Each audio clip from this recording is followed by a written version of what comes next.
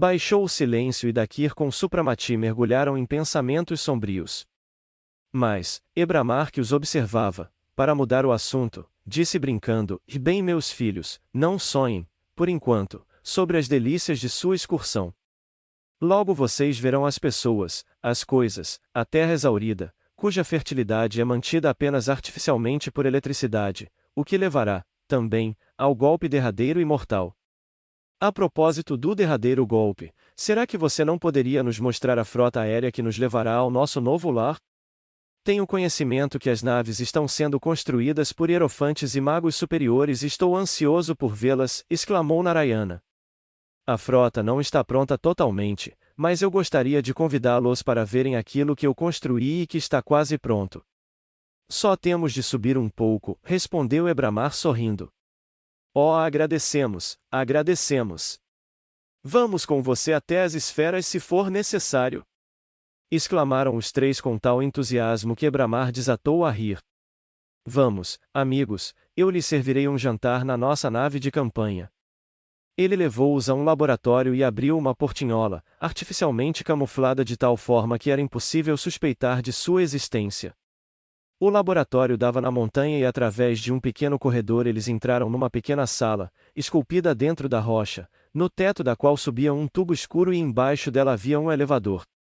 Quando todos os quatro entraram nele, Ebramar acionou os mecanismos e a máquina, com velocidade estonteante, partiu para cima. O elevador parou na plataforma de rochedo escarpado, onde se achava amarrado um barco espacial no qual os magos adentraram. Agora, disse Ebramar, nos vamos para onde nunca esteve um ser vivo ou mortal, e a perdida e inacessível geleira. Um minuto depois, o barco espacial estacionou numa imensa geleira, cercada por escuras e pontiagudas escarpas. No meio desse vale, coberto de neve, como se afundado numa névoa alva, divisava-se um objeto comprido que brilhava sob a luz pálida do luar feito um cristal lapidado.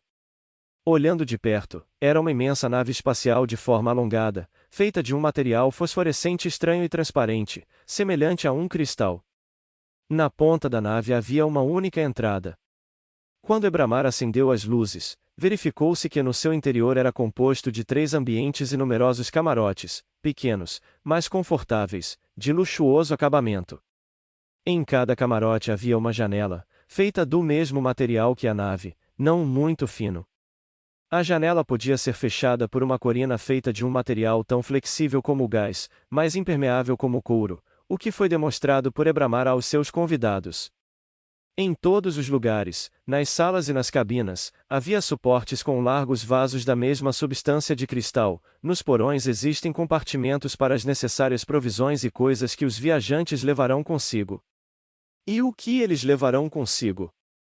Interessou-se Supramati. O que há de mais valioso? Aquilo que está sendo preservado nos laboratórios, bibliotecas herméticas e nas obras de arte para efeito de amostra. Tudo isso deverá ser levado, pois será necessário para erguer novos palácios de ciência e iniciação. Será que existe aparelhagem que possa levantar no ar todo esse peso colossal? Observou Supramati. Mais tarde eu lhe mostrarei, pois ainda não terminei a construção desses aparelhos que nos levarão, e você poderá convencer-se de que eles são capazes de levantar e carregar um peso praticamente ilimitado. Por enquanto, a relação de tudo que deverá ser levado em cada nave está pronta para que não se esqueça de alguma coisa indispensável ou não se carregue a mesma coisa 2 ou 3 vezes. No momento devido, quando todos os viajantes estiverem reunidos, esta porta se fechará hermeticamente e nós vamos respirar somente a essência original, que será acesa em todas as trípodes. Assim conversando, eles entraram na nave, mas Dakir pediu ainda mais explicações, enquanto Supramati parou para esperá-los, e baixando a cabeça mergulhou em tristes pensamentos.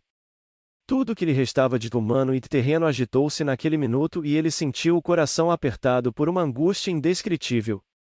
Pois, no momento em que ele atravessasse pela última vez aquele limiar e atrás dele se fechasse a porta da nave espacial, desmoronar-se-ia, sob os seus pés, aquele mundo em que ele havia nascido, desapareceria essa extraordinária obra do Criador, com o seu imenso e maravilhoso passado. Nesse instante, ele sentiu no ombro uma mão e levantando a cabeça encontrou o olhar profundo de Ebramar, que com seu brilho luminoso penetrou nos seus olhos rendidos pela tristeza. Não encasquete Supramati, e chame para auxiliá-lo a sensatez. Você é oprimido pelo porvir, porque você vai presenciar o fim do mundo pela primeira vez. Mas chegará o tempo em que, como uma andorinha, você voará facilmente de um mundo para outro, de esfera a esfera, e vai se acostumar a assistir à morte de um planeta, como por exemplo, a morte de uma célula num organismo qualquer. Aquilo que lhe parece agora tão importante e comovente nada é no grandioso tudo do universo. Olhe, ele levantou a mão, para a Via Láctea, onde se revolvem milhões de sóis com seus sistemas planetários. Os mundos pululam ali, feito poeira no raio solar, no entanto, em cada um desses átomos do espaço, nascem, vivem e morrem gerações humanas. Somente a nossa profunda ignorância, em todos os aspectos, e o egoísmo mesquinho ofuscam-nos. Ficamos assustados e trememos, achando que acontecerá algo que possa revirar o universo. Na realidade não acontecerá nada disso, apenas se apagará um dos inúmeros átomos do grande infinito.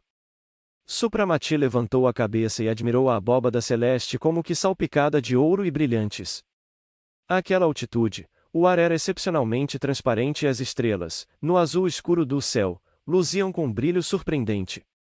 Subitamente, de uma parte do céu, cintilou um feixe de faíscas que se espalhou como um foguete explodido. Por instantes, as faíscas brilharam como uma luz rubra. Redemoinharam e apagaram-se. Um enigmático sorriso apareceu nos lábios de Ebramar. Por um acaso, Supramati, teria você ouvido algum barulho ou estrondo? Sentiu alguma coisa, ao menos um movimento do ar? Não. No entanto, esse redemoinho faiscante indicou-nos o fim de um mundo, cuja existência nos presenciamos de longe. Sim, meu filho, a grandiosidade e a insignificância são conceitos relativos, nós somos grandes perante nossos próprios olhos. Uma formiga, talvez também se considere grande acomodada no seu montículo aos pés de uma alta montanha e apenas compreenderá a sua nulidade no momento em que for subir ao topo da mesma. Assim somos nós, seres frágeis, poeirinha insignificante do espaço, apesar dos fachos dos magos que nos coroam. A única coisa de que a gente poderia se gabar, sem içar vermelho, é que somos apenas úteis abelhas na grande colmeia do Eterno. Supramati baixou a cabeça e cobriu os olhos com a mão. Ele compreendeu que também tinha se considerado grande e poderoso, quando na sua testa se acendeu o terceiro facho, mas as palavras de Ebramar ceifaram o orgulho do mago e o reduziram a nada. Nesse instante, ele sentiu-se insignificante, um ignorante digno de dó.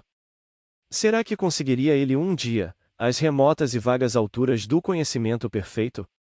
A dúvida, a amargura e o desespero, três inimigos que ele sempre considerou vencidos, desabaram subitamente sobre ele. Cuidado, Supramati, e espante para longe tais fraquezas. Fique atento, pois o inimigo está próximo. Pronunciou com rigor Ebramar com sua voz sonora e, erguendo a mão sobre a cabeça de Supramati, aplicou-lhe um facho de luz prateada. Supramati estremeceu, olhou em volta e viu uma figura negra que lhe apareceu por trás e que, em seguida, recuou e recostou-se na escarpa em anexo. Ali, aquela sombra negra pareceu densificar-se, iluminada por aura purpúrea, e, naquele fundo sanguinolento, desenhou-se nitidamente a alta figura de Sarmiel, que se fechou em suas negras asas dentadas, e em seu semblante característico, desfigurado naquele minuto com uma nítida decepção, lia-se ódio, inveja e hostilidade infernal. Veja esse servo do caos até ousou aproximar-se de você, disse Ebramar. Afaste-se e desapareça, criatura do inferno, que se atreveu a declarar guerra ao Todo-Poderoso. O Eterno somente o tolera na qualidade de uma pedra experimental para almas humanas, enquanto você ousou tentar inclusive o Filho de Deus e agora espreita o puro cultor do bem. A figura de Sarmiel começou a derreter e, por fim, com um silvo horripilante, desapareceu no redemoinho de fumaça, salpicada de chamas ígneas. Vê como o perigo ronda sempre próximo? O tentador diabólico espera por nosso menor descuido, e somente aquele que conseguir resistir diante dele poderá continuar a sua ascensão à luz. Os fracos, entretanto, são levados por ele ao abismo das trevas. Nunca duvide de si, Supramati, nem deprecie as virtudes de seu espírito. Por mais mísera que seja a elevação do homem, ele já está a meio caminho da ascensão. Toda boa ação, toda oração e trabalho espiritual para o bem do próximo, toda boa intenção, o desejo de melhorar e vencer o carnal no homem serão os elos da corrente salvadora que o amar à divindade, ao mesmo tempo, aproximam todos os fracos e humildes em nossa associação, e esta luta pelo bem lhes dará o apoio e orientará esses seres na medida de suas forças espirituais. Um poderá levantar somente uns quilos, um atleta levantará centenas, mas isso não tem importância, pois não se pode menosprezar nada. A cada um é dado o necessário, e se num determinado momento faltarem-lhe forças, o próprio esforço e o mérito desse esforço têm o mesmo valor. Você pessoalmente, Supramati, não tem motivos para desesperança, acrescentou Sério Ebramar. A ambição é inerente a qualquer um, enquanto que a ambição nobre é um sentimento digno. Diante de sua ambição abre-se um amplo campo de trabalho e ciência. Apoiado pela luz dos conhecimentos já adquiridos, você subirá pela escada mágica que leva ao santuário do conhecimento perfeito. Com o tempo você se tornará o gênio do planeta, o protetor de todo o sistema e governará sobre os caóticos elementos primários para deixá-los em harmonia e neles criar os mundos. Você pesquisará e dirigirá as forças cósmicas, e governará sobre as falanges dos espíritos superiores, sua mente será capaz de aprender e julgar, e sua vontade disciplinada manterá o equilíbrio das esferas e você se tornará um servo sensato da sabedoria suprema. Como forma da derradeira provação, cabe-lhe, corajosamente transpor a última barreira que o separa de seu Criador para compreendê-lo, finalmente, em toda a sua grandeza e infinita sapiência. Será que isso não é suficiente para satisfazer e avaliar os conhecimentos por você adquiridos? Levante a cabeça, Supramati, e abra as suas asas espirituais. Nunca olhe para baixo, lá é o abismo e nele o espreitam a dúvida e os equívocos. Olhe para as alturas luminosas e as suas asas o levarão ao infinito, onde reina a harmonia. Supramati corou levemente, seus olhos brilharam e ele estendeu as mãos em direção a Ebramar. Agradeço-lhe, querido mestre, jamais esquecerei este momento. Suas palavras fortaleceram-me e me fizeram compreender como sempre é próximo o terrível perigo que espreita até a alma de um mago preparado. Como deveremos estar sempre alerta quanto ao hábil e insistente inimigo que nos persegue? Ebramar apertou-lhe a mão e disse em tom alegre: chega de pensamentos sérios. Vamos entrar na nave espacial. Eu lhes prometi um jantar. Lembram? Ele os levou a uma das salas, onde eles se sentaram à mesa. Ebramar tirou do armário um cesto com torradas, excepcionalmente leves, saborosas e muito nutritivas. Depois das torradas, ele serviu legumes, assados em massa de farinha e geleia de frutas que eles comeram tomando vinho. Narayana voltou ao seu humor habitual de brejeirice, e todos, mais alegres, conversaram animados e calmos sobre a grande viagem. Seus pratos são bem aéreos e nada maus, disse ele rindo, ainda que não se possam comparar a um jantar com javalis assados que eu, certa vez, comi no palácio do rei Richard, e com toda a certeza estes não seriam aprovados por nenhuma das beldades daquela época. Mas, para uma viagem tão longa, não se estocam javalis. Tirando o fato de que os javalis não existem mais, disse rindo Dakir. Bem, nos vamos achá-los em nosso novo lar. Eu prevejo que nós nos daremos bem lá. Assim que pousarmos, eu, imediatamente ponho para trabalhar todo o nosso pessoal que será salvo, confiscarei os rebanhos locais e construirei um palácio, decidiu Narayana. Que belo pastor você vai dar! Quanto a se dar bem, eu sei que você não vai falhar. Observou em tom levemente jocoso Ebramar. Oh meu Deus! Temos que lhes dar alguma ocupação. Pois se todos vão partir somente para comer bebês e para pairar em volta do novo planeta, cairão em pecado. Você mesmo me disse centenas de vezes, que o ócio é a mãe de todos os pecados. Uma vez que lá não haverá nem teatros, nem restaurantes, nem jornais e nem divertimentos de alta roda, todos começarão a morrer de tédio e terão muito prazer em trabalhar. Claro.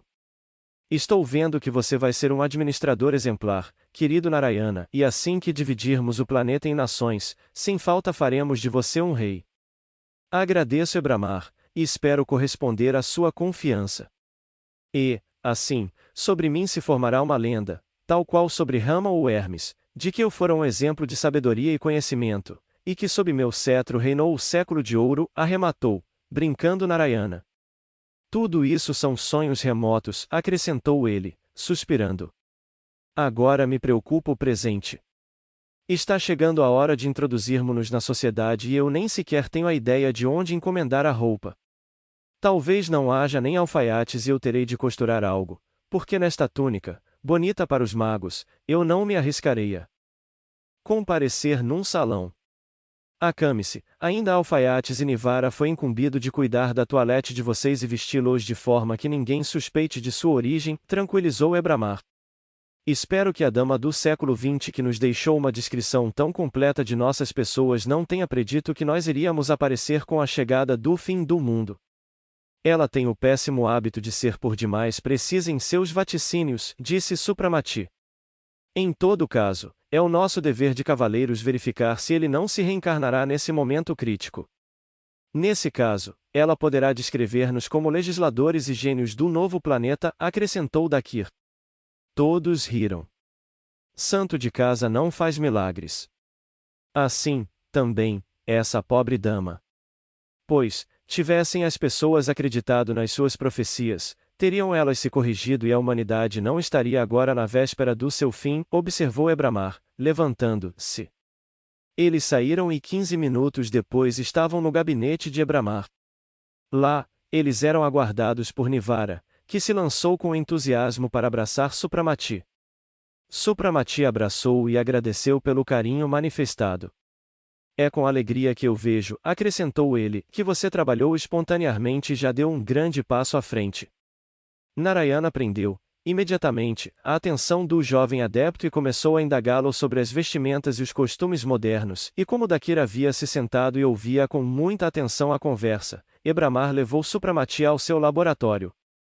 Era uma ampla sala redonda com colunas, cheia de instrumentos estranhos de forma desconhecida. Ebramar mostrou ao discípulo uma parte do equipamento que deveria levar ao espaço a nave com os emigrantes terrestres. Após uma conversa animada, os sábios foram a uma sala escura em anexo, iluminada apenas por uma fraca luz azulada. Esta sala, com um teto tão alto como o de uma catedral, também era de aspecto inusitado. No meio dela havia uma enorme mesa de ouro maciço e sobre ela encontrava-se um aparelho cuja visão deixava a cabeça tonta. Diante dele parecia estar um enorme mecanismo de relógio, pequenos discos de cristal ou de metal e rodinhas brilhantes de diversos tamanhos giravam velozmente e espargiam faíscas multicolores. Longos e finos como cabelos, ponteiros corriam pelos discos, e, dos compridos tubos, alargados nas extremidades, saíam fitas fosforescentes, que se desenrolavam em espiral, subiam e desapareciam na escuridão da abóbada. Tudo isso resfolegava, rangia e tremia, enquanto pequenos martelos tilintavam o ritmo feito sininhos. Nas bordas da mesa havia uma série de botões coloridos que se ligavam através de fios elétricos ao mecanismo. Você já conhece parcialmente o mecanismo desse telégrafo, ainda que não o tenha visto em operação, disse Ebramar, mostrando ao seu discípulo os detalhes do aparelho e explicando o seu funcionamento. É com auxílio dessa máquina que nos mantemos contato com os santuários de iniciação dos planetas do nosso sistema e conversamos com os hierofantes dos mundos remotos. O princípio de funcionamento é idêntico ao telégrafo sem fio, basta saber controlar as ondas vibratórias e captar a direção desejada. Todos os santuários do nosso sistema se acham em permanente contato, pois uma mesma construção cósmica mantém entre nós o equilíbrio mútuo. É totalmente desnecessário e até perigoso entregar este segredo às multidões. Se os profanos conhecessem os nossos recursos de comunicação com as humanidades vizinhas, por certo se tornariam valentes, sonhariam em conquistar os novos planetas e até inventariam apoderar-se de nossa frota espacial. Em seguida, tomariam o nosso lugar na jornada, finalizou Ebramar sorrindo. Você está certo, mestre. Os amigos hierofantes tinham razões sólidas para cercar de segredo a sua ciência. As terríveis forças dos elementos da natureza em mãos despreparadas causam mais estragos do que bênçãos. A enormidade das descobertas, mal empregadas ou empregadas para o mal. Foi justamente o que contribuiu para a devastação do nosso planeta bem antes do prazo para ele estabelecido, disse suspirando Supramati. Diga-me, mestre, acrescentou ele 1 minuto depois, teremos nós a permissão de utilizar lá os nossos conhecimentos para arrumar a nossa vida parecida com a atual? Sem dúvida. Para o nosso trabalho e estudo devemos ter um abrigo calmo e confortável, mas nós, naturalmente, não abusaremos de nossa ciência e a envolveremos, como de hábito, por um segredo impenetrável. Capítulo 8. 1 hora mais tarde Supramati conversava em seu quarto com Nivara, o qual abriu sobre a mesa uma grande cesta com roupas, colocando-as sobre o sofá. Está claro que você quer me enfeitar pessoalmente, meu caro Nivara. Francamente, a necessidade de trocar a minha túnica branca, leve e confortável, por esta ridícula roupa moderna é praticamente um castigo, observou Supramati. Sim, eu considero uma honra servi-lo e com prazer serei seu secretário, meu caro mestre, enquanto que o adepto mais novo, designado para você, poderá ser o meu auxiliar, disse Nivara olhando-o, afavelmente, com seus olhos brilhantes e alegres. Supramati levantou-se e apertou-lhe a mão. Bem, vamos vestir a fantasia, vejo que já abriu a sua loja, acrescentou, rindo.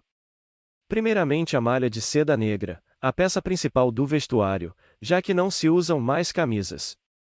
Não tema, a malha não vai desbotar, pois é de primeira qualidade, entretanto imaginei que você poderia não se sentir bem vestindo negro e trouxe também uma malha de cor branca, muito fina, que não irá constrangê-lo. Agradeço, você antecipou-se ao meu desejo. Confesso que não me apraz esta pele negra, respondeu Supramati vestindo a malha.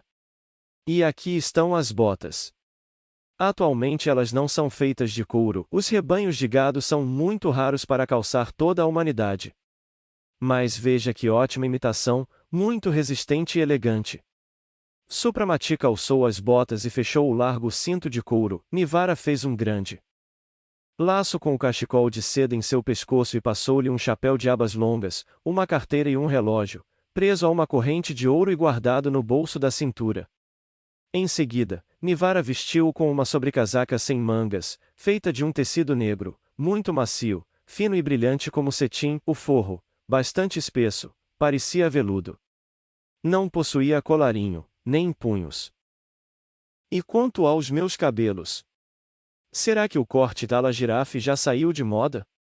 Perguntou Supramati curioso. Oh! Há muito tempo. Agora usam cabelos soltos, sem preocupação com o comprimento, e somente os homens é que deixam os cabelos crescerem até os ombros. Seu corte estará de acordo com a moda. Supramati foi até um grande espelho e mirou-se curioso, estranhando-se. A vestimenta não lhe agradou, tinha algo de excêntrico e impudente devido às suas linhas bem soltas. Mesmo assim, Supramati estava muito bem, a malha realçava a sua alta e esbelta figura, conquanto as espessas mechas de cabelo escuro lhe dessem um ar juvenil.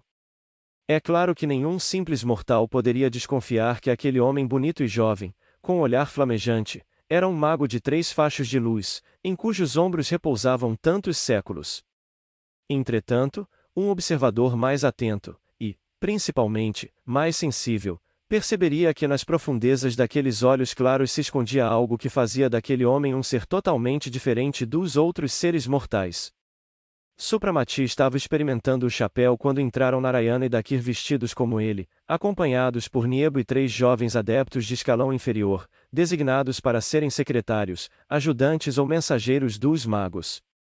Narayana estava bem alegre. Exibia-se e fazia palhaçadas com a sua vestimenta extremamente apertada e os grandes olhos brilhavam com malícia e jactância. Ele apresentou os 3 adeptos a Supramati, explicando que cada um daqueles belos jovens tinha, no máximo, 200 anos de idade. São ainda crianças. E agora, vamos despedir-nos rapidamente de Ebramar e partir. Precisamos apressar-nos para chegar à estação antes da partida do trem, disse ele. Então voltaram a utilizar as estradas de ferro? Não, Vossa Alteza, apressou-se em responder um dos jovens secretários. Agora utilizamos os rapidíssimos e confortáveis trens aéreos. Após se despedirem rápida e efusivamente de Ebramar, os magos e a sua corte tomaram o trem aéreo e logo adormeceram com o sono dos mortais. Quando foram acordados, o dia já raiava. Mal acabaram de se lavar, o trem parou perto de um enorme e estranho edifício, feito inteiramente de metal e vidro. Era uma série de maciças torres quadrangulares, com alturas equivalentes à da Torre Eiffel, separadas por grandes vãos. Em seu interior havia elevadores para viajantes e bagagem, restaurantes, bilheterias e outras modernidades, tudo funcionando automaticamente. Os topos das torres eram interligados por uma enorme ponte metálica, que era um atracadouro junto ao qual, amarrado por pontes aéreas, balançava no ar algo parecido com uma enorme serpente. De fato, o trem aéreo parecia uma serpente.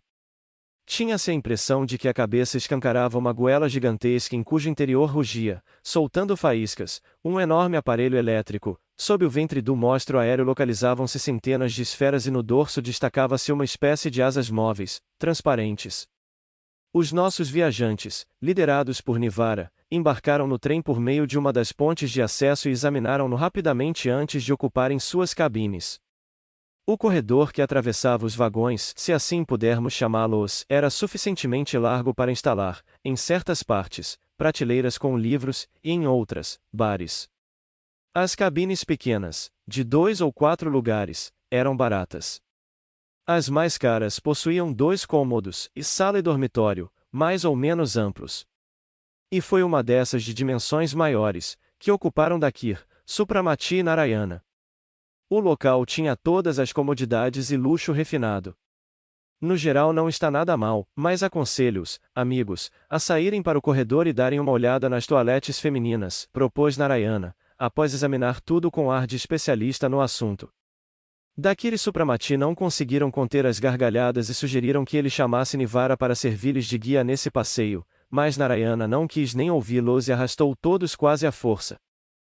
Parando junto ao bar, eles viram aproximarem-se 2 mulheres que, com a ajuda de uma máquina automática, encheram seus copos com um líquido gasoso, parecido com água gaseificada. Eram jovens e bonitas, mas Supramati achou seus trajes indecentes e deselegantes. Uma delas morena alta, de olhos negros usava uma malha rósea, dando a impressão de que ela estava nua, e por cima da malha vestia algo parecido com um kimono com largas mangas, feito de um tecido cor-de-rosa com bordados prateados e forro branco. Sobre os cabelos negros, maravilhosamente penteados, havia uma boina de veludo cor-de-rosa com um fecho de brilhante. A outra lourinha de porte médio vestia uma malha preta e um kimono, também negro com um forro azul. Uma boina azul com flores brancas cobria-lhe a cabeça. Também não estava mal, sinceramente, um pouco exagerado, observou Narayana com leve ironia depois que as viajantes se afastaram. Pois é. Os vestidos antigos já não se usam mais, disse Nivara, quando todos voltaram à cabine. Não me diga que também as velhas usam estas ridículas e asquerosas roupas? Perguntou Supramati sentando-se junto à janela. Que velhas? Já não existem mais velhas nem velhos, a ciência eliminou totalmente a velhice. Um dos últimos inventos tornou desnecessários os dentes artificiais. Assim que um dente cai, nasce outro em seu lugar e da mesma forma funcionam os banhos elétricos, com diversos tipos de massagens que eliminam as rugas. Quanto aos cabelos, esses também são cultivados como grama e na cor preferida, explicou Nivara. Diabos! Estas pessoas estão em melhores condições do que nós. Eles aproveitam sua juventude eterna sem o fardo da imortalidade. Exclamou em gargalhadas Dakir. Mas também há o reverso da medalha. Toda essa falsa mocidade artificial e ultra-intelectual é fraca, débil e nervosa, sujeita a graves doenças. De modo geral, esta é uma geração condenada, respondeu Nivara suspirando. Que pena! Tempos difíceis para a pobre humanidade. Observou Supramati. E poderia ser diferente num mundo sem Deus, sem igreja, sem leis, sem verdade, num mundo onde reina somente o culto ao animal? Aliás, Nivara, Narayana descreveu-nos o milagre de Lourdes e disse que ainda restaram alguns cristãos, em outras palavras crentes. Serão muitos. Oh, não, são muito poucos. Os cristãos formam uma seita muito pobre e perseguida. Eles vivem em lugares isolados, devastados por terremotos, em ilhas abandonadas ou em lugares subterrâneos, em outras palavras, praticamente em desertos, onde as boas-vidas da nossa época sequer ficariam um dia. Eles se estabelecem em lugares próximos aos antigos locais sagrados ou perto de esconderijos onde se guardam relíquias ou ícones milagrosos e muito venerados. Nivara, poderia nos contar sobre outros locais sagrados que ainda sobraram além de Lourdes? Perguntou Dakir.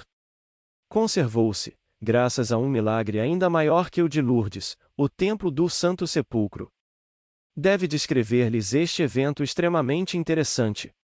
Vocês sabem que um local sagrado que acumula durante centenas de anos emissões de preces provoca um profundo ódio nos satanistas. Essa fonte de luz e calor, que renovou e fortaleceu tantas almas, não lhes dava sossego. As conversões à fé em Deus que ali ocorriam deixavam-nos totalmente enlouquecidos. E uma dessas conversões, particularmente brilhante, aconteceu com um arrependido, justamente de suas próprias fileiras. Essa foi, diria, a gota d'água. Na reunião dos chefes luciferianos com os descrentes tanto em Deus, como em Satanás, os últimos foram convencidos de que aquele ninho dos fantásticos estava contaminando as mentes com o obscurantismo. Ficou decidido então por unanimidade, explodir o templo e o sagrado sepulcro, proferindo-se na reunião toda espécie de sacrilégios e blasfêmias, impossíveis de serem repetidas. Resumindo, o plano criminoso teve muitos partidários. Um exército armado de bombas e outros meios de destruição, entoando canções sacrílegas, à maneira dos cantos sagrados, avançou sobre Jerusalém. À medida que se aproximavam do local, aumentava a excitação da turba bestificada. À frente da procissão era carregada a estátua de Bafomé, enquanto a rainha Dulçabbad executava uma dança despudorada. Isso porque, antes de destruir o local sagrado, eles pretendiam profaná-lo, realizando ali o seu Sabbat satânico. A notícia da aproximação dessa tropa satânica chegou a Jerusalém, deixando os crentes horrorizados e atônitos. Eles estavam reunidos, num número relativamente grande, preparando-se para comemorar a Páscoa, um costume secular. Todos sabiam perfeitamente por que os sacrílegos haviam escolhido, propositadamente, a Santa Noite para tomar e destruir o templo. Naquela época, o bispo de Jerusalém era um ancião de grande ascetismo, fervor religioso e coragem heróica.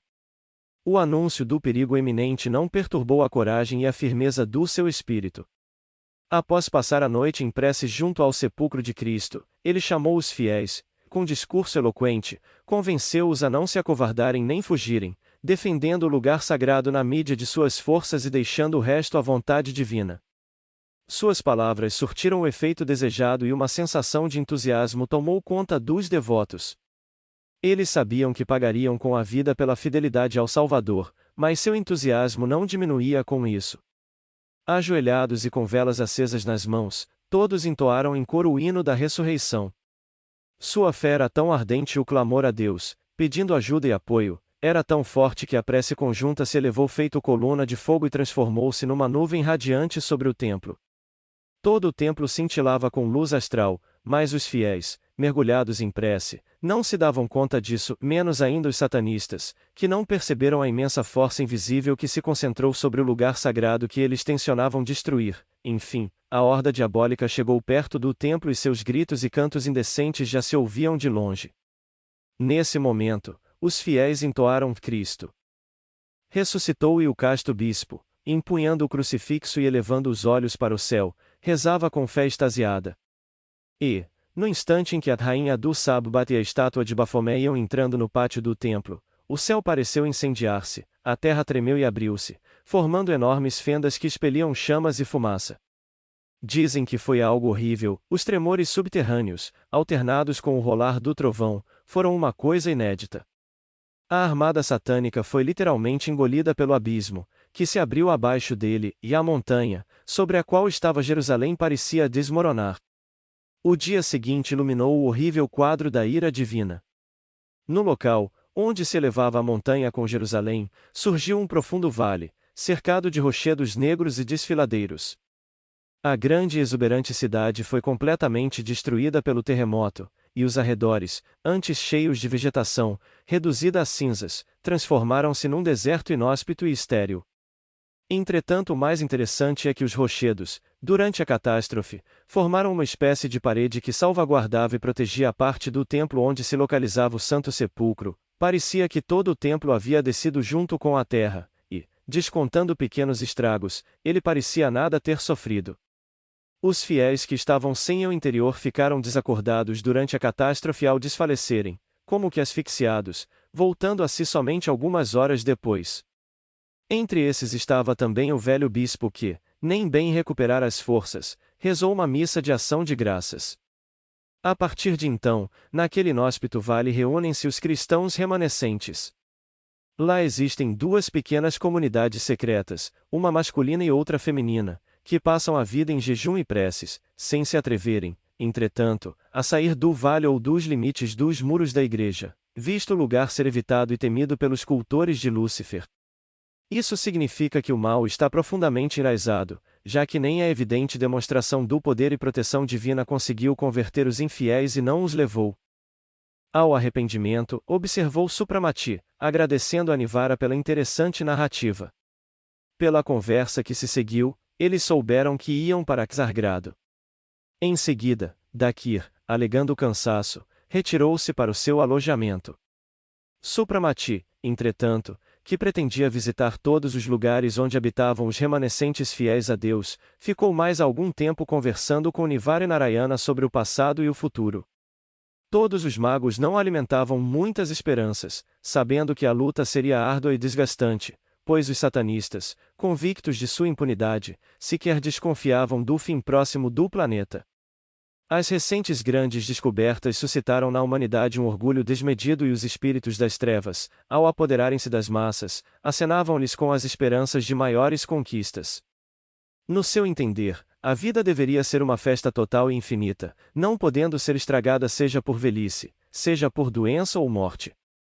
Ofuscado pelo próprio orgulho e pela louca sede dos prazeres, o rebanho humano usufruía as benesses à beira do abismo, sem suspeitar de que aqueles que o incitavam para a prática de delitos, blasfêmias e sacrilégios, passariam, antes do tempo, por colossais hecatombes que o fim do mundo lhes preparava. Quanta carne humana palpitante, quanto sangue fumegante, quanto fluido vital serviriam de repasto para as hienas do espaço que se alimentam de carniça.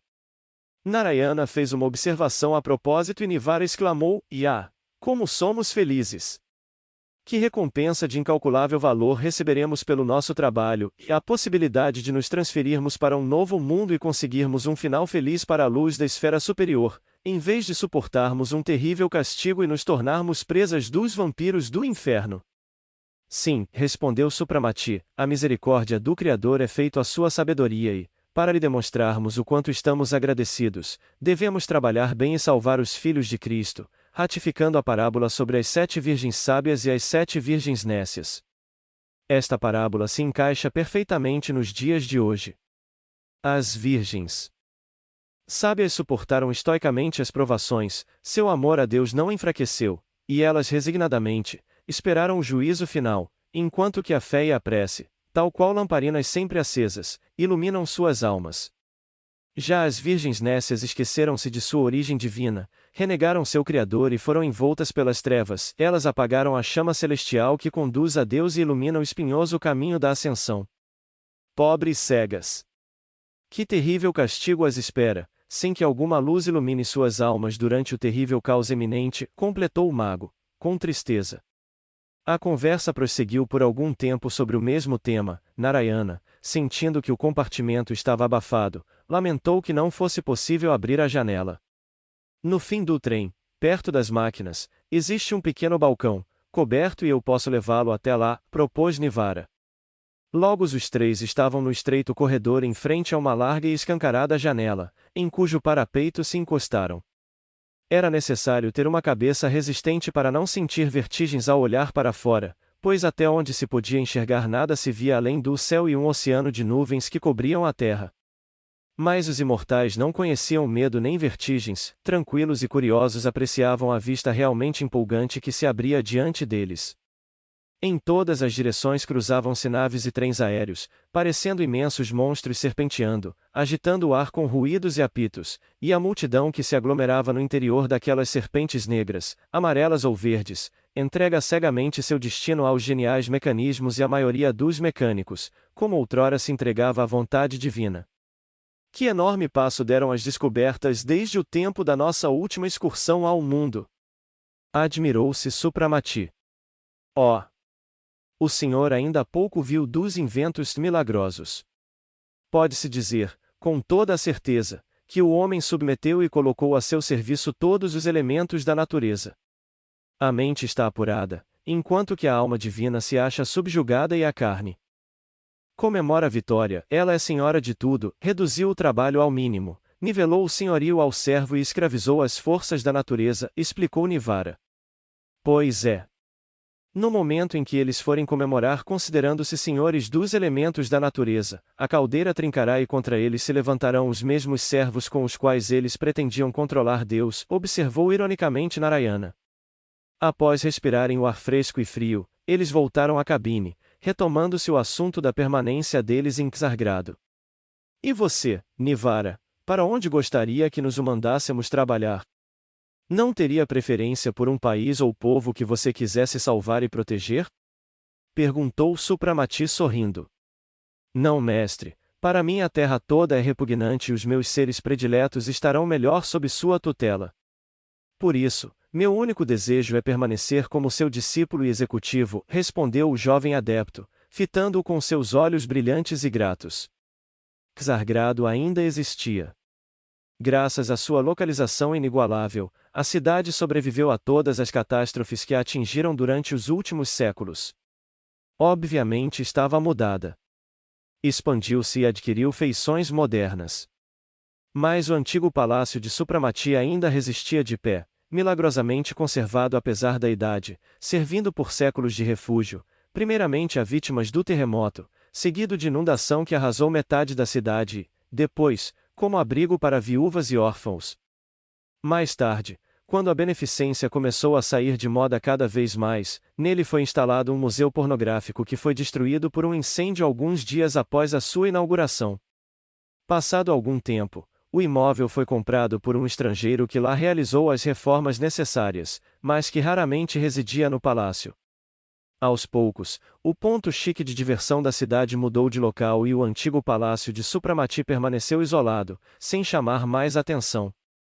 Os proprietários, aparentemente, não queriam alugar ou reconstruí-lo. De repente, correu o boato de que o palácio foi comprado por um príncipe indiano chamado Supramati, o qual, pelo visto, pretendia fixar ali a sua residência, pois o imóvel começou a sofrer obras de recuperação. Vieram alguns forasteiros, homens de tez escura, sob cuja supervisão foi feito um luxuoso mobiliário das dependências do palácio e a recuperação dos jardins. Novamente funcionaram os chafarizes, as jardineiras cobriram-se de flores, e em meio à vegetação, apareceram estátuas.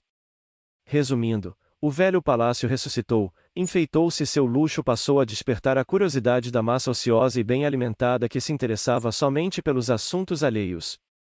Certo dia correu a notícia de que o proprietário havia chegado, sem ser notado, para a grande decepção dos curiosos, num simples trem aéreo, acompanhado por um irmão e um primo. Os boatos diziam que os 3 príncipes indianos eram jovens, de boa aparência e ricos, verdadeiros bilionários. Junto com eles vieram seus amigos e um séquito, formado por administradores das imensas propriedades e por 3 secretários. A multidão de basbaques ficou ainda mais decepcionada quando soube que os estrangeiros não apareciam em nenhum lugar nem saíam muros do palácio, podendo ser vistos só quando saíam dos muros do palácio, podendo ser vistos só quando saíam para passear. Realmente, os magos evitavam, por enquanto, aparecer na sociedade, esforçando-se no estudo da língua cosmopolita, da história, costumes e quadro geral da humanidade daquela época em que deveriam iniciar o cumprimento de sua difícil missão. O panorama que se abria diante deles, tanto do passado como do presente, deixava muito a desejar. Em alguns séculos, que se escoaram imperceptivelmente em paralelo com a sua estranha e misteriosa vida, o mundo sofreu terríveis comoções e as revoluções geológicas alteraram consideravelmente a sua geografia em alguns lugares. As transformações políticas foram ainda mais horríveis e funestas, abalando até os alicerces da sociedade.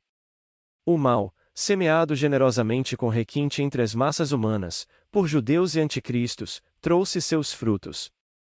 Por todos os lugares se desencadeavam terríveis revoluções, solapando os costumes e arrastando tudo que ainda sobrava dos antigos preceitos que ditavam o modo de vida da humanidade. Essa devastadora crise gerou nova sociedade, que teria sido incompreensível e repulsiva para as gerações passadas. As alegações de falso humanitarismo destruíram todas as punições e tornaram ociosa toda a instituição de direito, com toda sua montanha de leis flexíveis, obscuras para a massa. Tudo isso não era apenas a consequência da ilimitada e desenfreada liberdade de consciência, que aos poucos destronou qualquer noção de religião, já não existiam nem cadeias, Deus, nem igrejas, onde eram pregadas as desconfortáveis leis para as massas. Ninguém reconhecia as obrigações mútuas e cada um vivia como bem entendia, fazendo sua própria autocrítica de acordo com seus instintos animais. Já não existiam fronteiras, exércitos e nacionalidades, formou-se um único rebanho humano, dirigido por administrações municipais comunitárias que, aliás, possuíam pouca autoridade. A população reduziu-se a um nível ameaçador, já que as mulheres se negavam a assumir as responsabilidades maternas e famílias com 2 filhos eram uma raridade, as mudanças no modo de vida não eram menores. As invenções científicas e industriais transformaram, por fim, não só a aparência da superfície terrestre, mas também os costumes, caráter, necessidades, manias e o modo de vida do formigueiro humano, eliminando praticamente o trabalho individual. Já não havia trabalhadores, restando somente os especialistas, que recebiam enormes salários para trabalharem nas máquinas ou dirigirem naves espaciais. Mas, com menos trabalho, aumentava o ócio, que, aos poucos, tornou-se uma instituição das massas. A máxima dos romanos do período da decadência, pão e circo, ressurgiu em proporções gigantescas, todos almejavam gozar a vida, sem freio ou descanso, e como este tipo de vida de orgias custava caro, lançava-se mão, abertamente, das mais descaradas falcatruas, sendo que, por um pouco de ouro, qualquer meio, indistintamente, era bom e legal. É compreensível que em tal sociedade, consumida em vícios, vadiagem e civilização em franca decadência, qualquer esforço mental ficava difícil. As massas humanas eram de uma ignorância crassa que se escondia atrás de uma camada de suposta educação. E, que estranha situação, talvez por foca da lei do atavismo, o secular trabalho intelectual desta humanidade em extinção por vezes se cristalizava e, dentre a multidão ignária e insolente, surgiam pessoas geniais, as quais realizavam descobertas magníficas. E com isso provocavam verdadeiras revoluções. Contudo, infelizmente, essas cabeças prodigiosas eram dirigidas com precisão pelo espírito canhoto, e tudo por eles inventado propiciava, sobretudo, o aumento do poder maligno, a disseminação dos vícios, preguiça e sórdidas paixões. O parasitismo, que servia de base a toda a organização social, alterou também o sistema de educação. Não havia escolas, a não ser as de primeiro grau e cursos especializados nos quais a juventude se formava nas matérias escolhidas e ensinadas superficialmente, isso porque, por letargia, a maioria recusava-se a trabalhar intelectualmente com seriedade. Restaram somente algumas instituições onde se reuniam mentes seletas e dali surgiam grandes invenções, diabólicos, porém geniais cientistas ou especialistas dignos desse nome, que supervisionavam a construção e o funcionamento de máquinas complexas. Mas esses eram minoria e todos tinham um alto conceito em sua localidade. Já a multidão se divertia com as ciências, por esporte, e ficava satisfeita com o estudo superficial de conhecimentos básicos. Satisfazia-se com a língua internacional, com a qual podia dar a volta ao mundo e ser entendida de ponta a ponta, enquanto que aqueles que ainda estudavam linguística eram motivo de risos e considerados retardados ou maníacos. Junto com a queda do nível moral e intelectual, começou a decadência da arte e literatura. A primeira produzia somente péssimas imitações de antigas obras de arte, adaptando-as ao gosto cínico da época, e a segunda, ainda mais miserável, limitava-se à leitura de jornais com as últimas fofocas sobre os acontecimentos diários e escândalos picantes. Ninguém mais dispunha de tempo nem de vontade para ler as grandes obras. As pessoas gracejavam, curtiam a vida e divertiam-se à beira do abismo.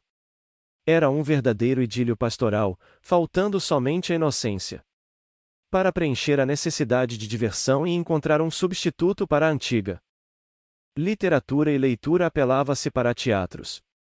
Estes se multiplicaram tanto que cada rua tinha o seu. Os cinemas também proliferaram como nunca. E, como sempre, eles refletiam os costumes da época.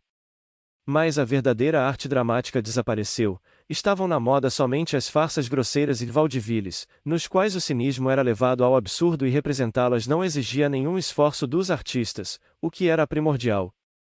O público rompia em gargalhadas, matando assim algumas horas, o que era também o primordial. A vida transcorria em teatros, restaurantes ou templos satânicos, onde a franca depravação triunfava sobeja em incríveis orgias. Contaminadas pela gangrena da moral, as engenhosas mentes daquele tempo inventavam e procuravam paixões cada vez mais agudas, pervertidas e enervantes. Delinquentes científicos dirigiam a humanidade. Forças malignas do ocultismo eram estudadas e aplicadas, onde somente o inferno faria. As pessoas que perderam Deus, privadas do auxílio celeste do seu Criador, afundavam cada vez mais no mal, que os levava à morte. E então, as cegas, distraídas e desencaminhadas multidões de crias de Satanás dirigiam-se para os templos diabólicos. E não pensem os leitores que o autor escreva isso sob a influência de algum pesadelo infernal. Se olharem de maneira crítica e fria em sua volta, perceberão claramente os embriões de todos os horrores que irão brotar profusamente no porvir. Arme-se de microscópio e bisturi, meu pensador consciente e imparcial, e sobre o verniz enganador da nossa brilhante civilização você encontrará os funestos embriões do fratricídio, ateísmo fanático e ócio, esse monstro que a sabedoria popular chamou apropriadamente, de mãe de todos os vícios e pecados. A redução, a qualquer preço, da jornada de trabalho junto com o aumento de salários já não se tornaram palavras de ordem das massas e o objetivo dos homens em tentarem alcançá-los por todos os meios, lícitos ou não? A ociosidade que tomou conta da juventude e que se espalhou, feito uma epidemia de tifo, constituiu-se naquele solo fértil sobre o qual crescerá e florescerá o grande contestador. Este conduzirá as almas ao sofrimento, a uma longa expiação e à destruição do planeta. Nosso mundo, enfim, é minúsculo. É somente um grão imperceptível de um todo, um átomo no infinito plano do universo. Grande é somente a ideia do mal, que se manifesta em toda sua plenitude nessa célula contaminada do corpo celestial. Esta história, aliás, não é nova. Antes e depois de nós, nos mundos extintos e nos do futuro, aconteceu, acontece e acontecerá a mesma tragédia infernal das almas desencaminhadas, enganadas, tragadas pela voragem do sofrimento contínuo, com a expiação tão dura e amarga quanto mais revoltante for o pecado. A compreensão das antigas tradições ficou obscura ou perdeu-se ao longo dos séculos. Esta, por exemplo, é a lenda sobre o pecado original, que possui um profundo e místico sentido, e a tentação através da devassidão, o inferno que incute no homem a insubmissão, que lhe promete conhecimentos fáceis e ciência maldita que aniquila as almas banindo-as do paraíso, privando-as da ordem, paz e proteção divinas. E os homens, proscritos para um mundo de desgraças e sofrimentos, transformam-se em servidores do inferno, que os incita e atormenta ininterruptamente com desejos impuros e ensandecidos com ímpetos de praticar o mal sem trégua. Para finalizar a descrição da sociedade na qual os magos terão de aparecer para cumprir sua difícil missão, resta sublinhar uma faceta, ainda que insignificante diante do quadro geral, mas que possui a sua curiosidade. Quando explodiu a primeira das revoluções niveladoras, a plebe, conquistando o poder, satisfez sua cobiça secular e o ódio reprimido, arrasando tudo o que lhe parecia privilégio nato, posição social e até riqueza. Entretanto, sendo a igualdade absoluta nada mais do que uma utopia inatingível, que nunca poderá ser realizada por nenhuma arqui-revolução, o mal amainou-a. Tempestade política e a sociedade rapidamente se transformou, ressurgindo daí, mas com cara nova, um velho princípio e a vaidade. Sem bem que já não existia mais a hierarquia serviçal com suas patentes e títulos honoríficos, com condecorações, nobreza ou quaisquer privilégios, mesmo assim, ó, que cruel ironia, existiam títulos de nobreza. Isso aconteceu da seguinte forma. Quando tudo se acalmou, ressurgiram os ricos e os pobres, e a vaidade apressou-se em compensar as antigas diferenciações, as luxuosas cruzes e magníficas fitas de condecoração que antes adornavam com tanta graça os peitos e as abotoaduras das pessoas ilustres. Recuperar tudo aquilo era difícil e arriscado, mas restava ainda uma antiquíssima distinção, esquecida e sem dono. Essa distinção podia ser usada sem menor perigo, devido ao fato de que a liberdade de escolher um nome era ilimitada, permitindo-se trocá-lo e alterá-lo a seu bel prazer. Os descendentes de antigas famílias nobres foram os primeiros a se arriscar, voltando a ser condes e marqueses, surgindo depois tantos imitadores que nem no auge do feudalismo havia tantos condes, príncipes e barões como nesta sociedade democrática de diferentes calibres, onde qualquer um que tivesse vontade podia autonomiar-se com um título de nobreza que não lhe dava nenhum direito, mas que soava muito bem. Por várias vezes, um triste sorriso percorreu as faces de Dakiri Supramati quando, ao estudarem os documentos, abriam-se diante deles quadros semelhantes aos que descrevemos resumidamente. Já Narayana dava sonoras gargalhadas ao ler aos amigos os engraçadíssimos episódios do passado, sobretudo a história do renascimento dos títulos de nobreza. Pelo jeito, não vamos receber muitas honrarias, já que atualmente ser príncipe é tão comum quanto antigamente era ser carregador, acrescentou ele, enxugando as lágrimas de tanto rir. Sem que os magos se mostrassem a ninguém, os curiosos imaginavam que eles tinham muitos conhecidos, entre os quais até conterrâneos, preferindo, assim, divertir-se em sua companhia, visto que frequentemente um grande número de veículos aéreos aterrissava nos fundos ou nos jardins do palácio e levantava voo ao amanhecer. Na realidade, de tempos em tempos, vinham os mago-missionários para discutir com os amigos os diversos detalhes do plano geral de ação, em diferentes partes do mundo sentenciado à morte. No palácio de Supramati reunia-se uma seleta sociedade, de homens de uma beleza sóbria, de olhar radiante e profundo, cujas cabeças inspiradas eram envolvidas por uma larga aura. Certa noite, no quarto de trabalho de Supramati juntaram-se uns 15 magos e cerca de 20 jovens adeptos para estabelecerem definitivamente os locais de trabalho de cada um. Amigos, então está decidido que inicialmente vamos estudar o campo de batalha onde deveremos travar a luta, e visitar os locais sagrados onde se ocultam e vegetam os defensores da fé, disse Supramati. Certo, respondeu um dos magos. Devemos inicialmente nos dirigir para os locais onde a Sagrada Comunhão ainda ata os homens à divindade. Nestes locais os magos se revelarão aos seus irmãos e juntos organizarão reuniões para pregarem a aproximação do fim do mundo e organizarem procissões, acompanhadas de cantos sagrados, cujos sons purificarão a atmosfera. A nossa tarefa é árdua, mas também será difícil para os que responderem ao nosso chamado e desejarem salvar-se, observou Dakir. Lá, onde o ateísmo e o culto a Satanás romperam qualquer contato com Deus, somente o sangue poderá estabelecer essa união. À semelhança dos primeiros cristãos, teremos de provar a nossa fé em Deus com martírios e através da fé fazê-los dignos de nos seguirem. Sim, esse caminho para a salvação, apesar da sua dificuldade, é inevitável. Somente aqueles que nunca renegaram Deus e não fraquejaram em sua fé, apesar de todas as provações, podem se livrar do martírio, isso se eles mesmos não quiserem aceitá-lo voluntariamente, para purificarem-se e alcançarem um nível superior, explicou Supramati. Oba! Os satanistas também terão muitos problemas e desgostos, assim que nós perturbarmos sua doce tranquilidade, exclamou Narayana, com um brilho nos olhos. Já estou pressentindo o momento em que as vibrações da prece conjunta e os cantos sagrados os atingirem tal qual veneno mortal, provocando convulsões, crises nervosas próximas da loucura e outras doenças psíquicas. Só que eles não morrerão disso, contestou um dos magos, pois deverão suportar o terrível castigo dos últimos dias que anteciparão o fim do mundo, para a cuja destruição eles contribuíram com seus delitos. Os mais fracos serão deixados aqui, visto que sua presença no novo mundo seria um germe da morte. Eles experimentaram da ciência maldita, criada pelos banidos do céu para contaminarem as almas, esqueceram que os filhos da terra devem amar e respeitar sua mãe comum, que foi seu berço e será sua sepultura, sem profanar a sua sagrada ama de leite, como faz atualmente esta geração infernal que a povoa. Não permita Deus que alguém caia tão fundo e tropece, pois difícil e estreito é o caminho da ascensão, e o luminoso farol da sabedoria total, que acena com o descanso para o viajante cansado, brilha de longe por entre a névoa, disse Supramati.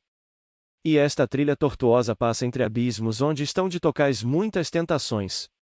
Omnussum somos seres humanos e sujeitos a diversas fraquezas da carne e do espírito, dentro de nós se escondem milhares de desejos insatisfeitos, todas as indignações do orgulho desenfreado e o único apoio do equilíbrio do sentido é em si mesma.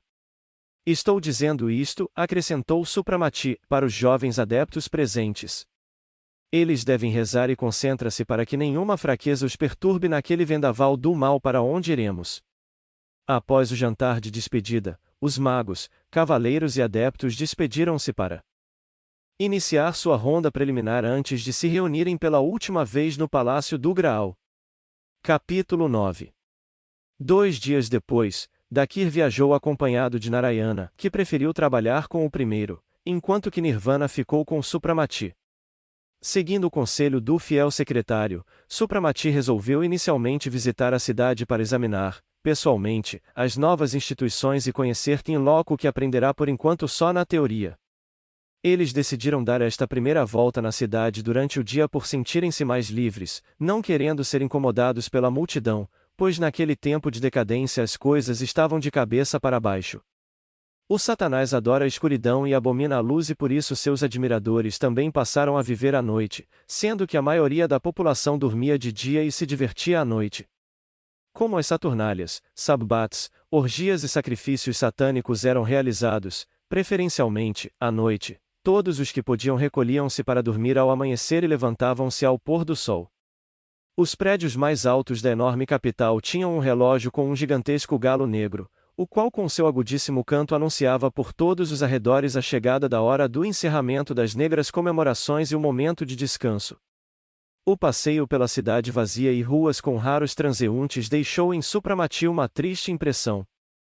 A forma dos prédios não tinha mudado, no entanto, o material de construção era diferente, na maioria das vezes, era de vidro grosso e ferro.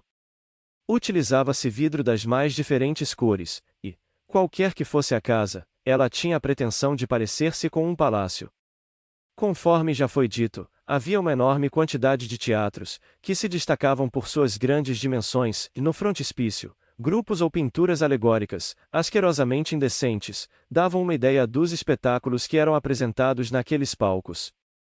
Havia também grande quantidade de templos satânicos e ídolos em homenagem a Lúcifer, Bafomé e outros príncipes das trevas. Os enormes templos imitavam, ostensivamente, a pesada e maciça arquitetura das construções babilônicas. Suas portas de bronze estavam escancaradas e em seu interior via-se uma imensa estátua de Satanás, cercada de castiçais com velas pretas, sobre inúmeros trípodes fumegavam ervas e essências, cujo forte aroma cáustico era enervante, podendo ser sentido até na rua.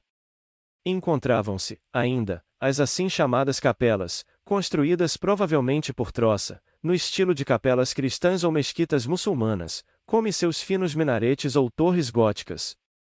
Obviamente, Supramati e Nivara não entraram em nenhum desses templos pagãos, mas, quando eles passavam ao lado de um deles, dentro do covil diabólico começou a soprar uma forte ventania, cujo bramir e ronco abafado se espalhou sob as abóbadas do recinto. Para conhecermos a vida real precisamos esperar pela noite, observou Nivara. Assim poderemos ver, também, a nova raça de serviçais e animais humanizados, acrescentou com repugnância. Com a chegada da noite, da alta torre começou a tocar um grande sino e no surdo som, que serviria para acordar as pessoas para a vida e atividade, havia algo de sombrio e triste. Desta vez, em lugar do veículo aéreo, foi colocado à disposição de Supramati algo parecido com um automóvel, que Nivara dirigia com destreza por entre inúmeros veículos e pedestres que agora congestionavam as bem iluminadas ruas. Todas as casas pareciam iluminadas, em todas as torres havia enormes sóis elétricos que enchiam a cidade de luz. Em todo lugar, por ar e por terra, havia o vai-vem da multidão, veículos com homens e mulheres cruzavam-se em todas as direções. Para seu espanto e repugnância, Supramati notou que a maioria das damas e cavaleiros era acompanhada de animais de tamanho inusitado, em geral pertencentes a espécies de feras selvagens, raras na época de sua última estada no mundo. Entretanto, a aparência desses tigres, macacos, leopardos ou leões parecia alterada, a cabeça possuía algo de humano e a sua compleição denotava estranhas anomalias, todos eram particularmente ágeis e pareciam desempenhar o papel de criados. Veja, mestre, aqueles mutantes, meio homens, meio animais, são os criados atuais, observou Nivara. Como os seus semelhantes não queriam mais serem serviçais, a humanidade prática criou aquilo para ser um tipo especial de criadagem. Muitas espécies de animais serviram muito bem para essa adaptação.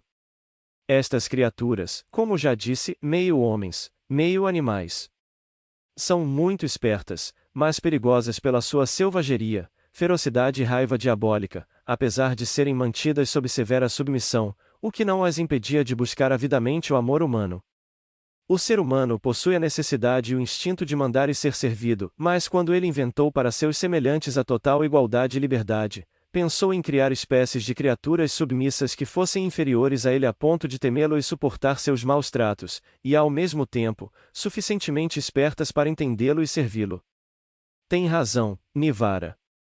Para esta época satânica só faltava a espécie de seres inferiores, observou Supramati amargurado. No dia seguinte, Nivara propôs a Supramati visitar um renomado cientista, especialista em avatares. O professor Shamanov transplanta as almas dos velhos ricos para os corpos de meninos, que ele fabrica por um processo químico. É muito interessante. É claro, mas por que ele transplanta velhos sátiros em corpos de crianças em vez de fazê-lo em corpos adultos? E será que ele transplanta também as velhas coquetes em corpos de meninas ou apenas sabe fazer meninos? Indagou Supramati curioso. Não, ele fabrica ambos os sexos. É um grande químico, vou avisá-lo de nossa visita.